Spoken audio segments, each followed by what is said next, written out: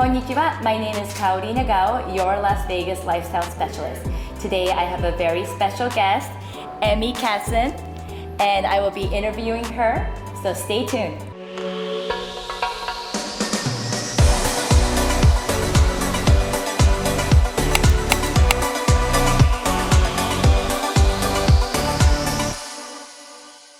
Emmy Kasten was most recently the editor-in-chief of Vegas Magazine, Las Vegas's longest-running and most distinguished luxury lifestyle publication. Before arriving in Las Vegas just over 4 years ago, she was at the helm of several significant regional magazines, including Modern Luxury Hawaii, 944, and Item, while simultaneously serving as the resident on-air fashion expert on the KTLA Morning News. Other career highlights include launching Red Bull energy drink in North America and launching the record-breaking video game Grand Theft Auto 5 as the global head of public relationships for Rockstar Games. She is also the founder of Little Black Dress, an internationally celebrated charitable fashion event that received accolades from media worldwide, including Elle UK, New York Post, WWD, CNN, and BBC. She is currently a freelance writer for several well-respected media outlets, including Eater and Variety. Welcome, Emmy. How are you? Thank you. I'm doing good. It's been crazy. Yes. As you know, Vegas is reopening. Yes. So we went from 0 to 100 miles an hour, just like, it feels like overnight. Absolutely. And last week I saw on your social, you were at Resorts World opening. How was Yes. Oh my gosh, so fabulous. It's always so cool to be part of history like that. Yes. It's not every day that a casino opens on the Strip. So the last one opened more than 10 years ago. Yes. And then of course in downtown, kind of during the, as we're coming out of COVID, you saw Circa opening up. So it's crazy, like these big major things opening up. And yesterday I was at Allegiant Stadium. Oh, fantastic. The new stadium for the Las Vegas Raiders. Yes, we now which have a is professional football awesome. team. We're super excited. Yes, and so just, getting a tour of that, going into the dressing rooms.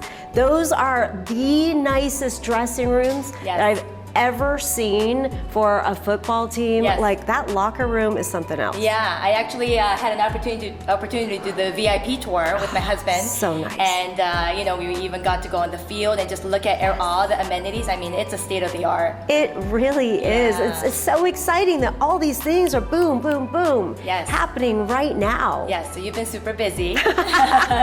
You can hear it in my voice.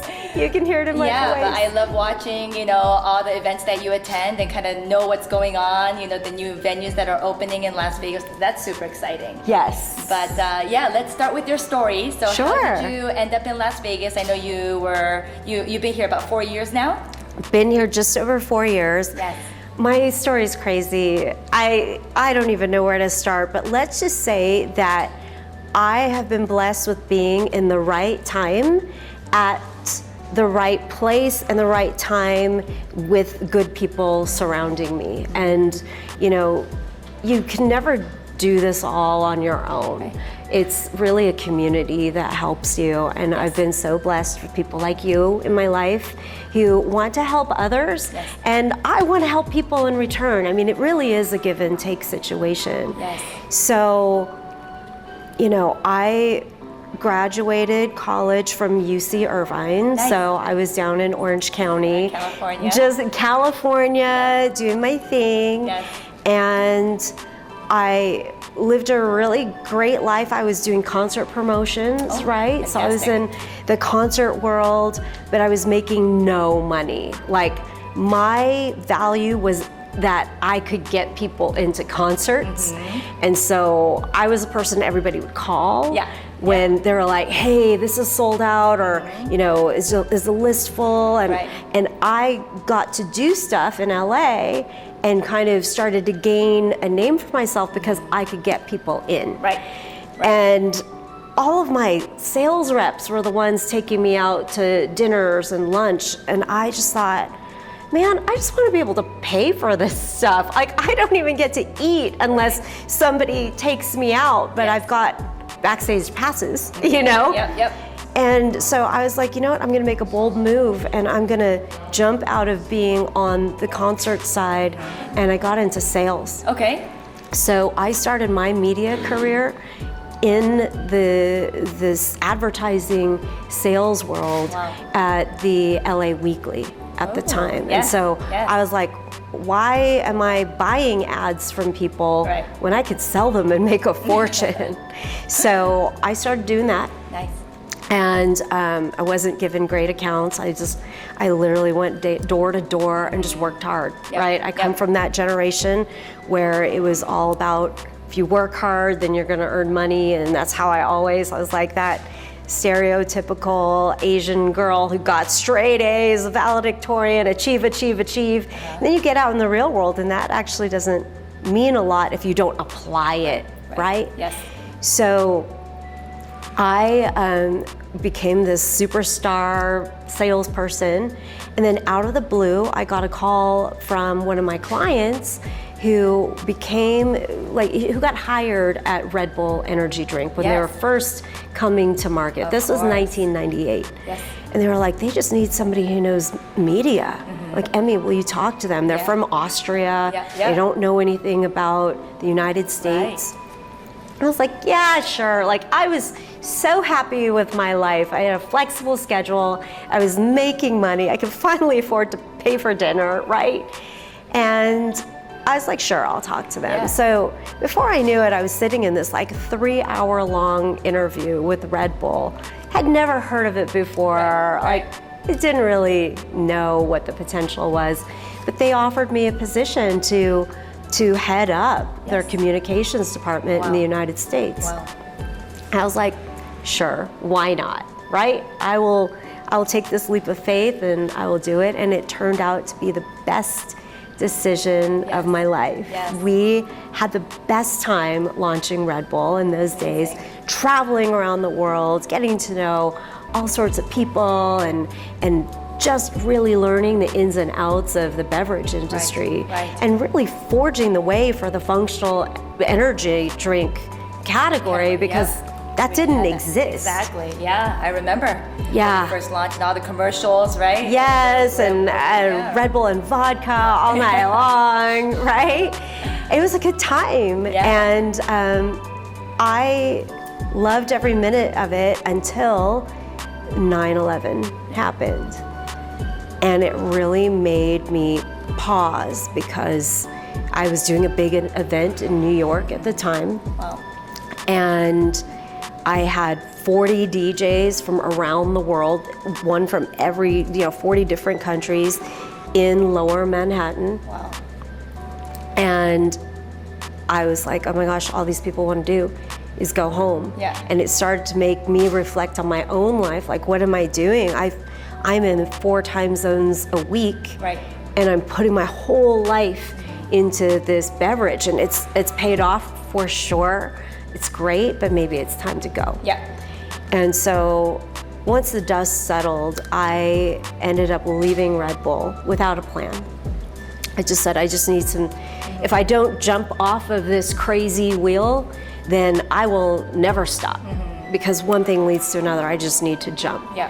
So I left, and I was like, I don't know what I'm gonna do next. I'm just gonna chill. But then maybe a week later, I was at a fashion party, right? Of course. And I was wearing just a little black dress, something basic, and you can relate to that, right? Like, just when you don't know what to wear, little black dress is like 100% always appropriate. And somebody complimented me on what I was wearing. And it got into that conversation about, like, when in doubt, wear a little black dress. And then it was as if this giant light bulb came on top of my head, and I was like, I have an idea. I know what I'm gonna do. Because LA, as you know, is not regarded as a fashion capital. And certainly back then, this is 2002, LA was not on the map at all for fashion. And I said, why is that? Because we have all the red carpets, we have all the celebrities, we have so much stuff, so much attention on this city, but why not fashion? So why not do an event where I challenge our locally based fashion designers, up and coming designers as well as established ones, to design their version of the perfect little black dress. I don't want it to be a runway show. I want it to be more of an art gallery opening, where these dresses are on display. Everybody can take a close look at them, and then we'll sell them, and we'll give 100% of the money to charity. Wonderful. Right? Yeah. And I figured this will be a great way to stay relevant and use all these contacts that I have from Red Bull, and just, and give back. Right? I really wanted to do something for the community, and I was going to get a job, and that was it, right? Well, I did the event, and that night it was so magical, and I remember somebody coming up to me saying, Emmy, this is so awesome. When are you going to do the next one? Yeah. And I was like, what? Wait, what? Next one? Next one, yeah. That was never part of the plan. But then I gave it some thought after the event and after seeing the success. Yes. And I said, look, I will do another one. And if I fall on my face, so be it. If my sophomore attempt was like a failure, then I'll just move on. Yeah. But if it works, then I'm going to do this in a different city around the world every year. And I'm going to do it in emerging fashion capitals to create a communication platform for these designers and for the city. So fast forward, I did the event, huge success. Yes. And in fact, at that second event, that is when I had IMG, who produces New York Fashion Week, in attendance. So Fern Malice, very well-renowned, revered woman in the fashion industry, was at the event. I introduced her to Dean and Davis Factor of the Max Factor empire, but they also own Smashbox and the photography studio, Factor Studios in LA. Yeah. And that's how LA Fashion Week was born, was just off of that introduction. Wow. And I was, of course, doing my own PR, and I was producing the event and doing everything. So I was a guest on a lot of the local morning news shows, and just giving people a sneak peek of what can you expect at, Little Black Dress, doing these fashion shows. And the producer was like, you're such a natural on camera. Would you consider being our fashion expert on the KTLA morning news? Yeah. It was like, sure. Yeah. I mean, I called my boyfriend at the time. I'm like, they want me to do this. Should I do this? He's like, why not? Yeah. I'm like, okay. I love that. Why not? Yeah. I'm not a fashion expert. I stumbled into this with a rock and roll background, turned, into this person that is now a fashion expert. How is this? Yeah. But okay. So I did that, and through that, you go on a lot of media things, right? So people are always trying to get your attention. They're trying to put their products in front of you. And I was on a weekend for Jaguar, the car brand, as they were relaunching the brand. And there I met several different publishers of magazines. Sure. And eventually one of them was like, look, I'm looking for an editor-in-chief for my magazines. Would you be interested in doing that? I had never been an editor before. I didn't know anything about the magazine world. Right.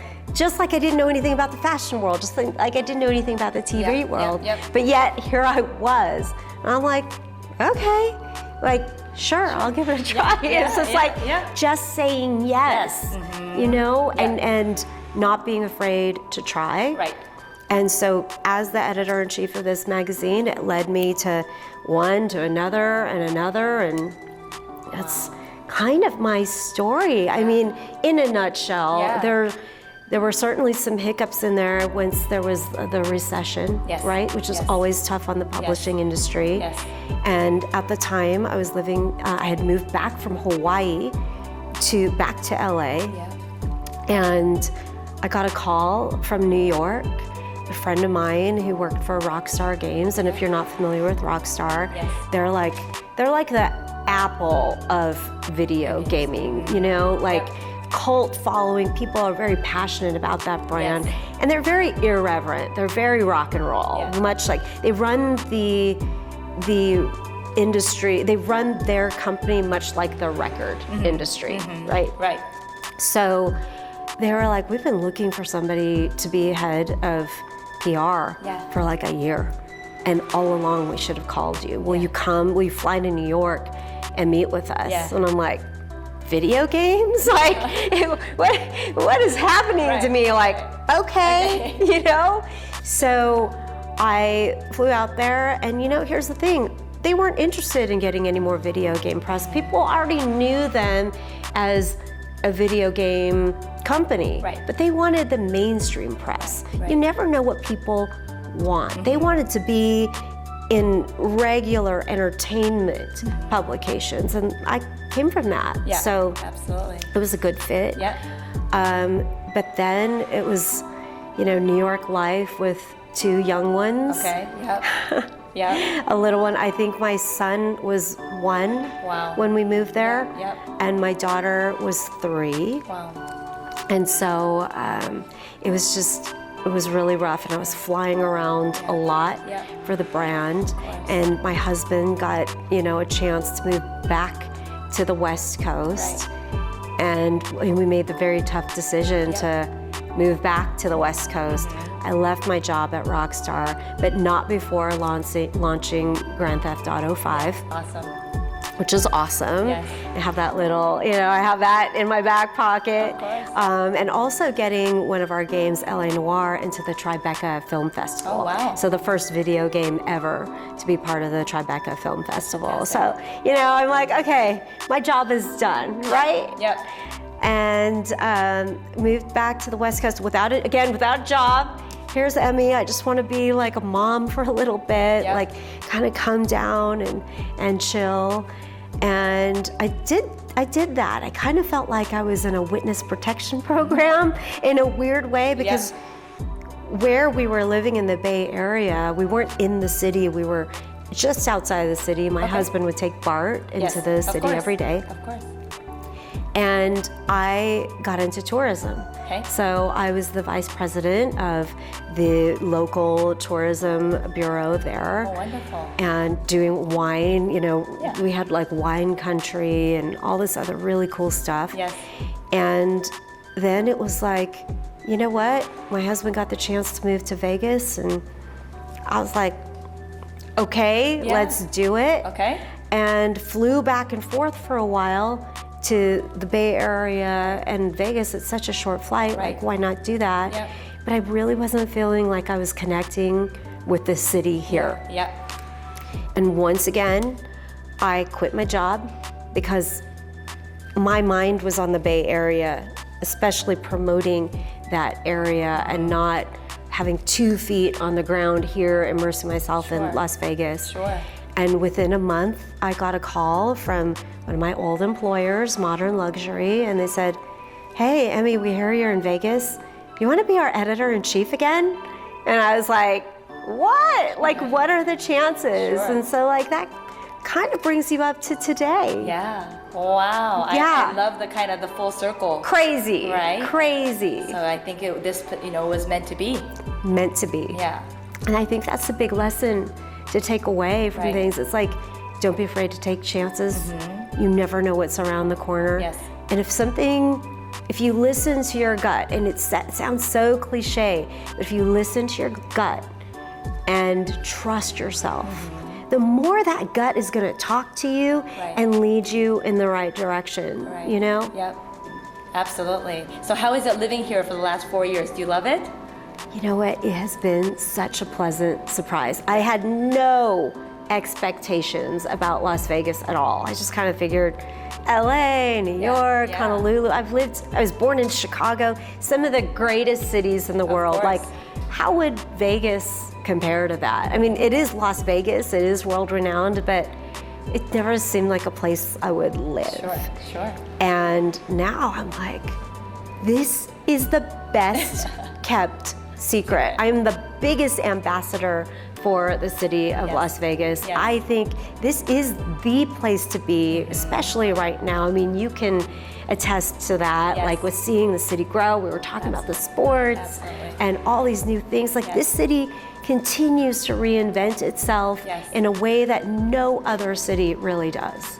That's fantastic. Yeah. Yeah, it's the capital of entertainment, right? Absolutely. And we get to have these beautiful, resort openings and restaurant openings. And I love that business obviously is coming back now, and all these celebrities are coming in to support us too. And I mean, the Strip is so busy. We have the best of everything. We have world-renowned chefs, world-class shopping, communities that are small but large all at the same time. It is a big city, but it is so tight. It is 3 degrees of separation. So not too close, not too close, but not too far. Exactly. It's awesome. Absolutely. I love that because, you meet somebody and then there's definitely a mutual friend, right? Yeah, and you just kind of dig a little bit. Yeah, exactly. And I love that. And I love that the city's coming back with all the networking events where we get to see each other again. Yes. And, have that interaction. Well, it's hard to say no to any of the invitations right now because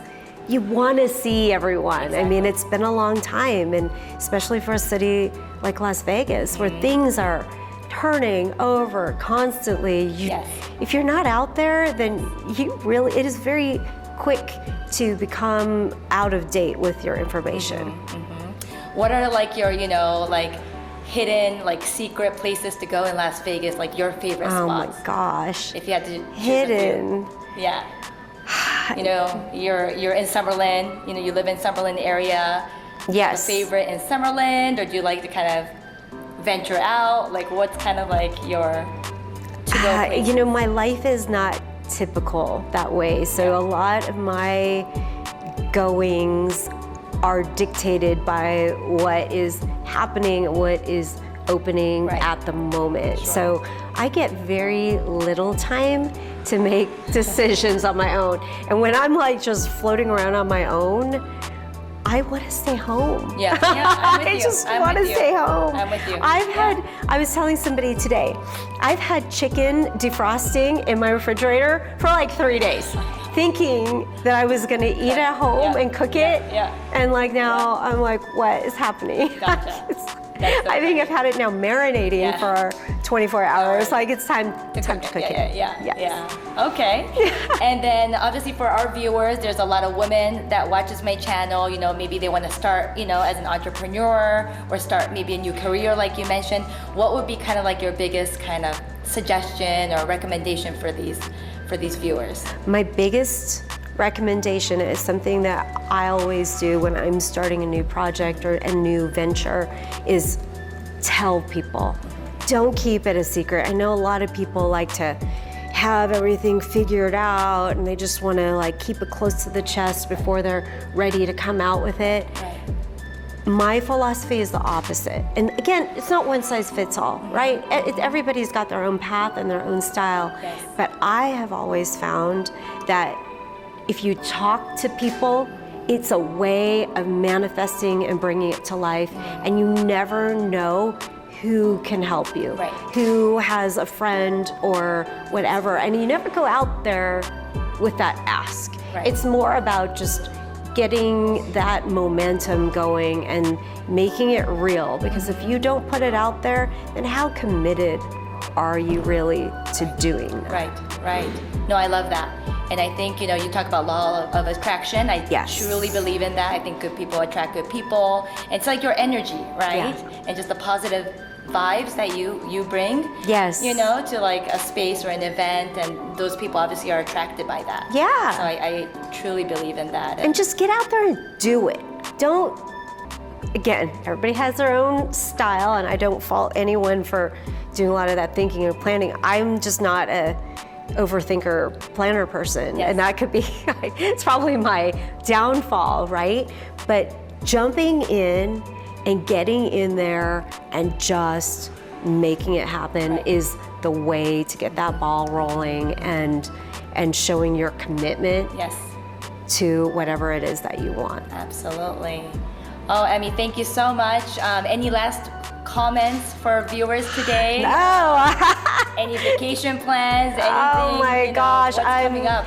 I am going Vegas? to the San Juan Islands in the next week, which is Fabulous. awesome. I've never been off the coast of Seattle. Yeah, Friends of mine have a boat, and we're just gonna cruise out there and chill. I'm really looking forward to that. Wonderful. And any upcoming events that you could share with us, like in the next couple of weeks, or obviously we're now in July. Yeah, the biggest thing that I'm looking forward to is the opening of Delilah. Okay. So Delilah at Wynn. Yes. It is going to be the place for all the celebrities.